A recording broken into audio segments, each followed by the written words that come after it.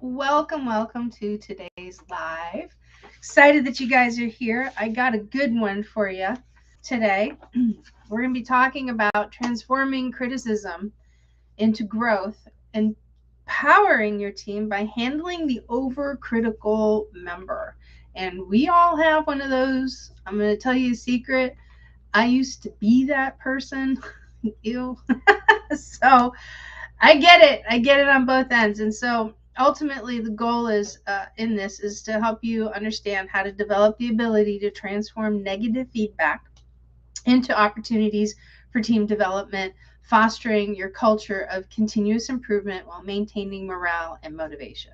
All right. I know that's a lot, but this approach actually emphasizes creating an environment where critical feedback becomes an actual tool for collective growth rather than a source of negativity.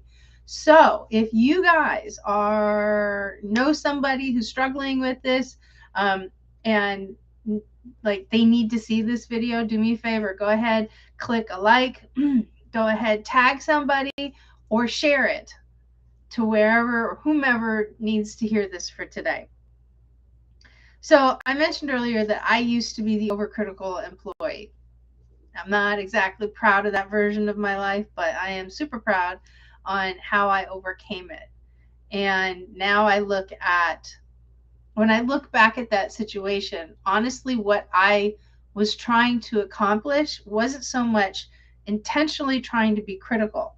What I was trying to convey, and did a really bad job of it, was that there's a problem and I think I have a solution for it. I never just came out and said, hey, listen, I have a recommendation on how we can fix this, or I have a resolution, or I have a potential solution that could fix this problem. I didn't know that I could do that. I know that sounds kind of crazy, but I really didn't. And I didn't have in my earlier years, in my formidable years of learning how to operate, live, and grow as an employee, I never had anybody told me that I could do that. So I always felt like I had to fight my way to it, which wasn't very fun. So I learned how to do this stuff the hard way, because then I found myself on the receiving end of it. So as I was progressing through my career, I went from being that person to actually now receiving all of that. And I'm very grateful that I have developed a mindset that when I see something that bothers the hell out of me, that I'm struggling with personally, I feel like I can't get past and can't get beyond, I take a look back at who I was back in my early years and ask myself, were you doing this? And if you were doing this, why were you doing this? And what was like in your heart to do this? All right. So let's get to it. One of the things that you can do that is going to really start helping out is reframing criticism as a learning opportunity. Now, I am not somebody who believes in the concept of constructive criticism. Criticism is criticism, period. It is an emotional switcher offer. It is not something that is really honestly welcomed. I do believe that there is something that is welcome called developmental feedback. That I absolutely believe in. And if at any point in time you guys have questions about this, please go ahead and put them into the chat. I've got a brand new screen up here so I can see everybody on all the channels, because we're streaming simultaneously to 4 different channels right now, which is awesome. So Facebook, Instagram, LinkedIn, YouTube, if you folks have questions while this is going on, I have now figured out how to actually see them live. And you know what, if we miss, right, just go ahead and tag me in the DM, or go ahead and put your question in on the post. You can catch us on the replay over in the YouTube channel. I know you can see it on Facebook. I know you can see it on LinkedIn. You cannot see it on Instagram. But you can hit me up at Brenda Neckbottle on any one of those channels just by looking up my name with the @ symbol. So you have to look at this as an emotional bank account. Okay, when you give somebody a compliment, you're putting in a deposit. And of course, the more positive feedback you give somebody, guess what? Their emotional bank account goes up. And I know this sounds kind of goofy, but it's a thing and it really works. When you start doing quote unquote constructive criticism actually is a withdrawal. And unfortunately, a lot of people at work are walking in every day with an overdrawn emotional bank account. Think about that for a second. Imagine walking into work and realizing that your emotional bank account is overdrawn. Not a good place, right? So if you know somebody who has an overdrawn emotional bank account and is somebody who tends to be extremely critical, here's a couple of things that you can do. You can go ahead and actually reframe that criticism and use it as a learning opportunity. So if you encourage your team to view critical feedback as a chance for growth, all right, or developmental feedback, all right, create a culture where every piece of feedback, no matter how harsh it is dissected for actionable insights that can improve team performance and processes. One of the hardest things that we will ever do as a leader is step back and take a look at what exactly we are putting out and whether or not it is going to come to us and how we're going to absorb information and dissect it and like can we flip this around and take a negative and put it into a positive, especially if we're getting feedback about ourselves. Feedback is just feedback. But here's something that he's just got to say something today, doesn't he? Here's something that I thought was really cool. I heard an awesome quote. It was about maybe 2 weeks ago. And that is also don't accept criticism from anybody that you would never ask advice from. So when somebody's giving constructive feedback, you don't have to always embrace it. Feedback sometimes is just feedback, right? So you have to determine what feedback is going to be of value of which you can turn around and flip into a positive experience, right? Or what could be the learning opportunity. It could be something as somebody's giving you feedback, and what they're giving you feedback on is a perception of what's happening and not the actual reality of what's happening. And when you have somebody that's highly critical all the time, what they're doing is that they're criticizing based off of what their perception of reality is. But they may not necessarily have all the facts. So you have to put that into context as well. Okay, there's a lot of moving pieces to this stuff, but that is the first place to actually start. You can also channel criticism into constructive discussion. So when you see somebody that is being overly critical, you can guide them to express their feedback in a more balanced or solution-oriented way. That is one of the best things that you can do. Encourage them to offer suggestions along with their critique, if you would, which will actually help foster a more collaborative approach to problem solving. One of my rules that I have with my people is that if you see that there's a problem, you're coming to me with a problem, you also have to come with a solution. I don't care if it's the right one or not. You have to just have a solution. And I do that to maintain that balance and that equilibrium. So that way they're not coming in hot and over and highly charged on the negative, that they're actually being productive at the same time.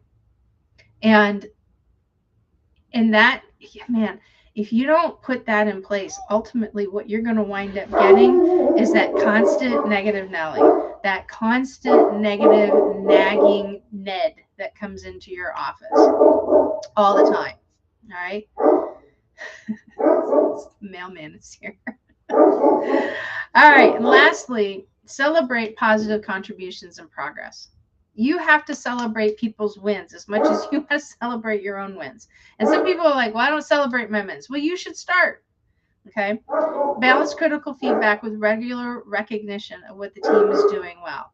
Also, you have to make sure that you're not always, all the time, rewarding and celebrating only one person's wins. If you see that several individuals, like a handful of people who are high performers, they're constantly getting credit, it should absolutely be rewarded.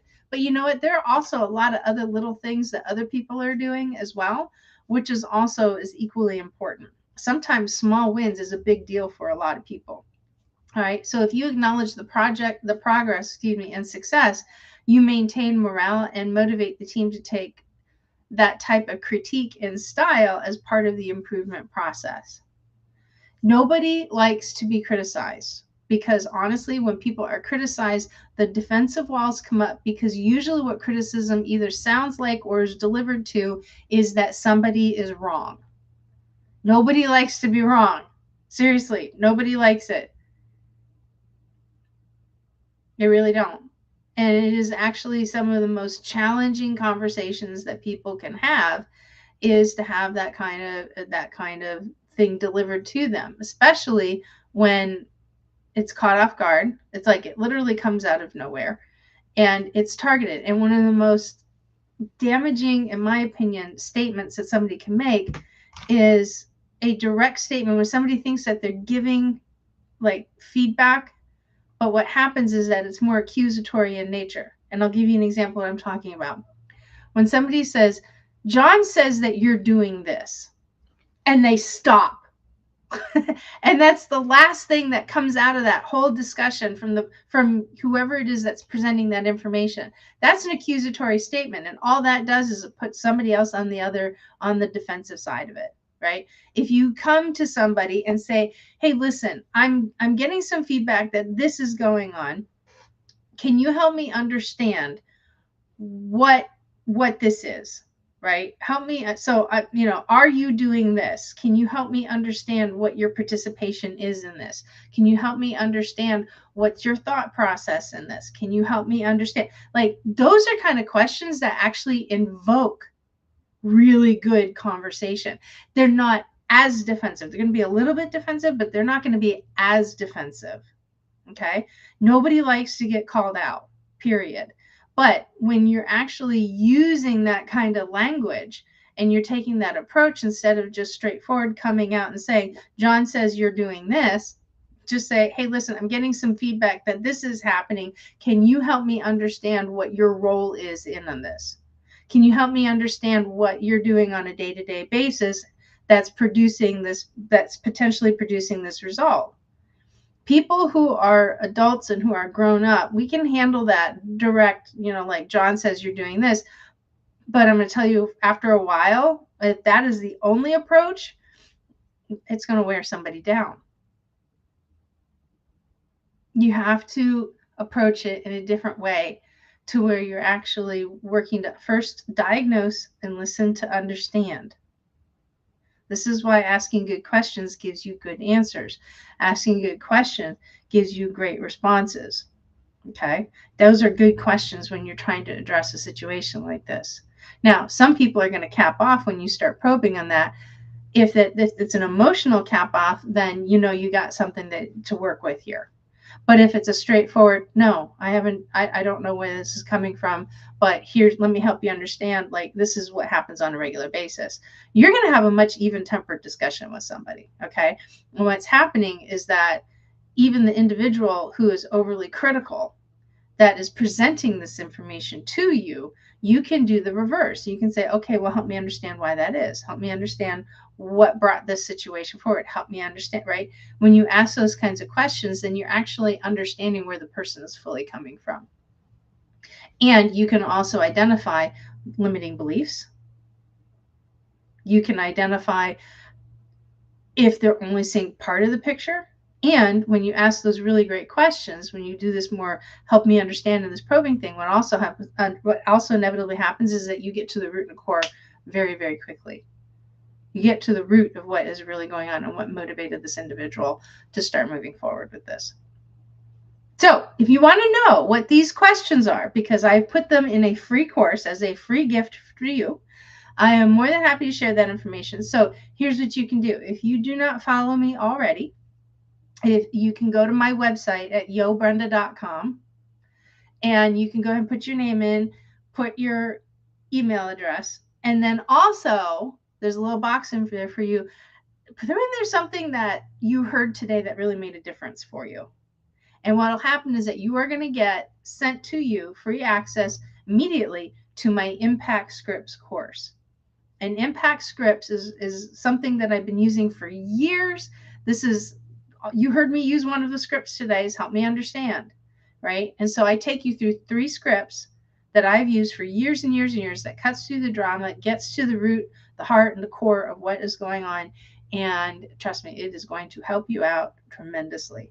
So I'm going to thank you so much for jumping in today. Remember, if you want to take advantage of that free course, no strings attached, go to yobrenda.com. and go ahead and sign up today. And you will have a really great opportunity to learn, develop, and grow on how to deal with handling very difficult people, specifically handling that overly critical person.